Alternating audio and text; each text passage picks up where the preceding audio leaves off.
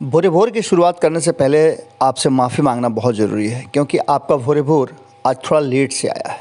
इसके पीछे का कारण है कि आप जानते हैं कि खबरों की टोह में जब हम निकलते हैं तो हमें भी काफ़ी मुशक्क़त करनी पड़ती है और ऐसी खबरें आप तक लानी पड़ती है जो खबरें कहीं ना कहीं आने वाले बिहार की राजनीति में असरकारक होते हैं और उसके व्यापक असर आपके जीवन पर और राजनीतिक दलों पे होते हैं। ऐसी ही खबर आज भी भोरे भोर में हम लेकर के आए हैं, जिस खबर ने कहीं ना कहीं अपना व्यापक असर दिखलाया है। और इस खबर के बाद से एक बार फिर नीतीश कुमार की रणनीति और उनका जो मास्टर प्लान होता है, जो भीतर चुपचाप बैठ करके जो प्लानिंग बनाते हैं, वो प्लानिंग देखने को मिल रही है।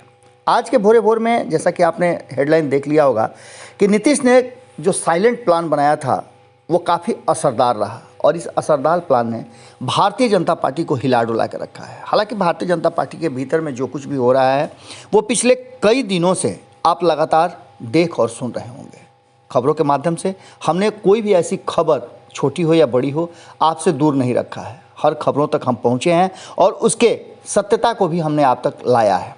हालांकि कई नेता आप जानते ही हैं कि भारत लाइव से बात करना उचित नहीं समझते हैं, क्योंकि उन्हें पता है कि भारत लाइव में बातें वही होंगी जो वो कहेंगे, जो बातें हम छुपा करके नहीं रखते हैं। और ख़ास करके अगर कहा जाए तो राजनीतिक दलों के नेताओं की जो बातें हैं वो सांकेतिक हों या फिर असल में उन बातों का असर बिहार की राजनीति पे ज़रूर होता है।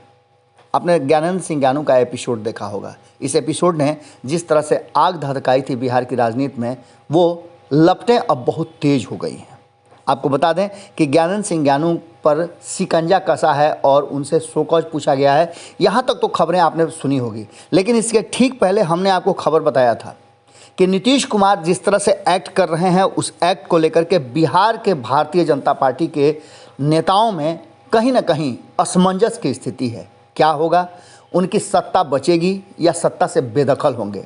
कुछ नए लोग हैं जिनको इस बात की उम्मीद थी कि भारतीय जनता पार्टी जो वर्तमान में नीतीश सरकार में मंत्री हैं, उनके कुर्सी हिलने के चांस ज़्यादा हैं, इसलिए उनका स्थान जो है थोड़ा ऊपर हो जाएगा।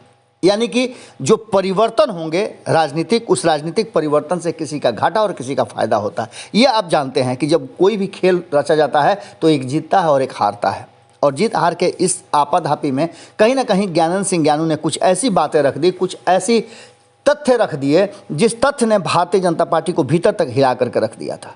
भाजपा के प्रदेश अनुशासन समिति के अध्यक्ष विनय सिंह ने ज्ञानू को कारण बताओ नोटिस जारी किया है।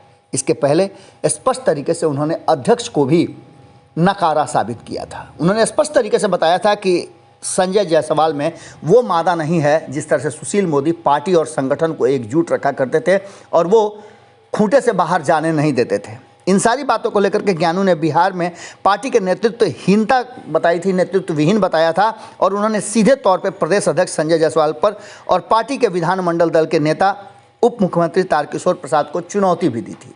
उन्होंने सीधे तौर पे कहा था कि सुशील मोदी वाली बात नहीं है।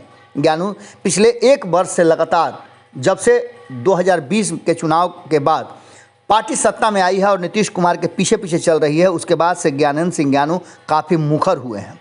सत्ता या संगठन की जिम्मेवारी नहीं संभाल रहे पार्टी के इन नेताओं को लेकर के ज्ञानू काफ़ी खपत है, और इस बात से लेकर के खपत है कि इतनी सीटों के बाद भी नीतीश कुमार मुख्यमंत्री हैं और इसके पीछे कौन सी ऐसी कमजोरी है भारतीय जनता पार्टी की जो अपना नेतृत्व आगे नहीं कर रहा है।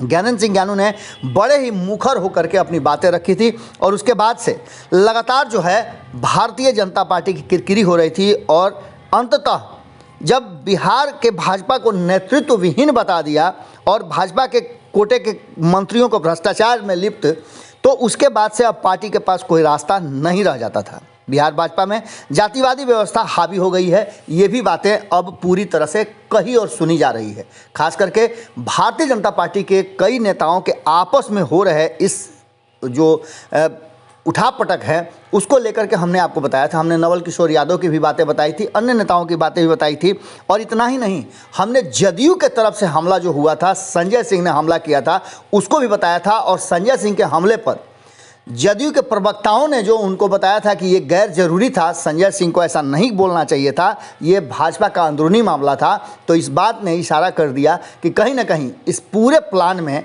जदयू का भी कहीं ना कहीं भीतर ही भीतर इन्वॉल्वमेंट है, यानी कि जो साइलेंट प्लान बनाते हैं नीतीश कुमार, वो कहीं ना कहीं इसमें असर दिखाना शुरू कर चुका है। आपको बता दें कि ज्ञानंद सिंह ज्ञानू पर कई आरोप लगाते हुए उनसे शोकॉज पूछा गया है और यहाँ तक कि ज्ञानू ने सीधे तौर पर आरोप लगाया था कि सुशील मोदी के बाद भाजपा में कोई भी नहीं है जो दिशा दे सके, बिल्कुल दिशाहीन हो गई है और सुशील मोदी को प्लानिंग के तहत हटाने वाले लोग अब पार्टी और संगठन को नहीं संभाल रहे हैं। इससे आने वाले 2024 में बुरे परिणाम भोगने पड़ेंगे और 2025 का तो कहिए मत।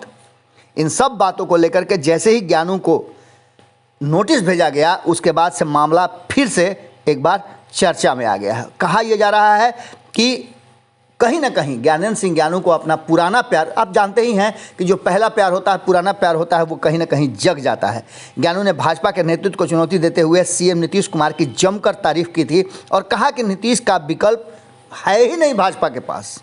ऐसी स्थिति में भाजपा के नीतीश कुमार के पीछे पीछे चलने के सिवाय उनके पास कोई दूसरा रास्ता भी नहीं है और ऐसी स्थिति में भारतीय जनता पार्टी कम से कम बिहार में तो समाप्त होने की स्थिति में आ गई है। इसके साथ ही उन्होंने कहा था कि बिहार भाजपा में कोई ऐसा नेता नहीं है जो मुख्यमंत्री बनने की क्षमता रखता हो। अब इस बात को लेकर के आप समझ लीजिए कि जो नित्यानंद राय हों या अन्य नेता जो कि मुख्यमंत्री बनने का ख्वाब देख रहे हैं, वो चुप कैसे रहेंगे। इन सारी बातों को लेकर के आपको पता है कि ज्ञानंद सिंह ज्ञानू लंबे समय से और पुराने नेता हैं जो चुनाव जीतते आ रहे हैं। उसके बाद ये भी कहा गया कि उनको मंत्रालय नहीं मिला, मंत्रिमंडल में शामिल नहीं किया गया, इसका भी दंश है, इसलिए वो थोड़ा अपसेट हो गए हैं, इसलिए ऐसी बातें कर रहे हैं। लेकिन इन सब के बीच आपको बता दें कि बिहार नेतृत्व पूरी तरह से अब केंद्रीय नेतृत्व के दबाव में चल रहा था। वो खुल करके इन सारी बातों को लेकर के, और केंद्रीय नेतृत्व भाजपा का भी समझ रहा है कि अगर ऐसी स्थिति में भारतीय जनता पार्टी के भीतर विद्रोह हुआ तो इसके असर उत्तर प्रदेश पर भी पड़ेंगे। इन्हीं सब बातों को लेकर के ज्ञानंद सिंह ज्ञानू पर कार्रवाई करने के लिए नोटिस भेजा गया। उनसे शो कॉज नोटिस भेज करके पूछा गया है कि आखिर आप किस हैसियत से, किस तरीके से ये बातें कर रहे हैं, क्योंकि ज्ञानंद सिंह ज्ञानू को भारतीय जनता पार्टी के प्रवक्ता ने हैसियत बताई थी, कहा था कि वो कोई भी ऐरा गैरा कुछ भी बोल देगा तो उसका संज्ञान पार्टी नहीं लेती है। लेकिन अगर संज्ञान नहीं लेती है तो ये भारतीय जनता पार्टी के कौन से नेता बताएंगे कि उप मुख्यमंत्री तारकिशोर प्रसाद और बिहार भाजपा के अध्यक्ष डॉक्टर संजय जायसवाल राष्ट्रीय अध्यक्ष जेपी नड्डा से मुलाकात करने दिल्ली क्यों गए थे, और दिल्ली जब गए थे तो उनके लौटने के बाद इस तरह की बातें क्यों की गई। कहीं ना कहीं मुलाकात के बाद पार्टी ने ज्ञानू को चेतावनी दी है और ये केंद्रीय नेतृत्व को लेकर के भी ज्ञानू ने सवाल उठाए थे कि बिहार का नेतृत्व जो है वो स्वतंत्र नहीं है, वो पूरी तरह से पंगु बना हुआ है और नीतीश कुमार के सामने चलते चलते अचानक से पार्टी रुक गई है।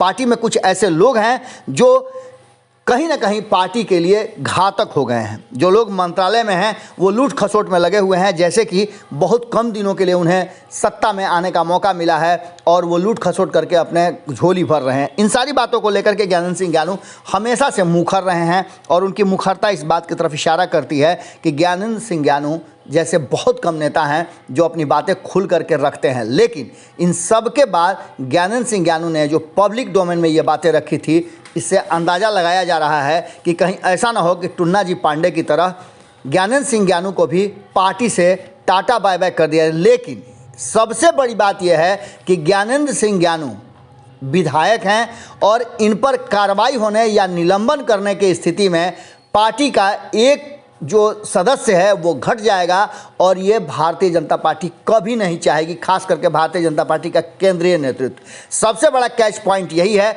और यही कारण है कि ज्ञानंद सिंह ज्ञानू अपनी बात को रखने में जरा भी पीछे नहीं हटते हैं। दूसरी सबसे महत्वपूर्ण बात है कि अगर इस युद्ध में जो भारतीय जनता पार्टी बनाम ज्ञानंद सिंह ज्ञानू चल रहा है शहीद हो जाते हैं तो इन्हें नीतीश कुमार शहीद का दर्जा देने में जरा भी कोताही नहीं करेंगे और नीतीश कुमार रेड कारपेट बिछा करके ज्ञानंद सिंह ज्ञानू का स्वागत करेंगे।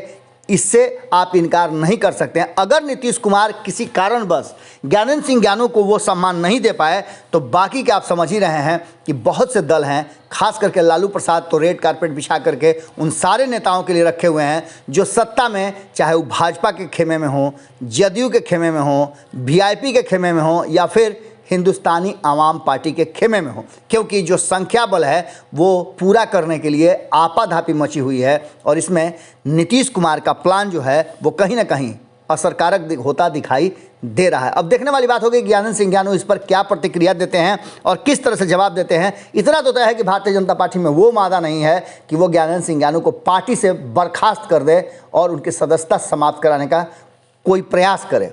जुड़े रहिएगा भारत लाइव के साथ, खबरें बहुत सारी है। हम भोरे भोर में आपसे यही विदा लेते हैं। बहुत बहुत धन्यवाद, नमस्कार। अगर ये वीडियो पसंद आई और वह बिहार के राजनीति और बिहारियत से सरोकार रखेनी तो सब्सक्राइब बटन दबा के चैनल के सब्सक्राइब कर ली। ओजे एगो घंटी बा, ओकरा बटन दबा देला से कुल सटीक और मारक खबर रुआ मुफ्त में मिल जाई। अगर रुआ पत्रकारिता के हमनी के नया प्रयोग में सहयोग कर चाहतानी तो ज्वाइन बटन दबा दी। पेटीएम नंबर नोट कर ली 9386816700। धन्यवाद।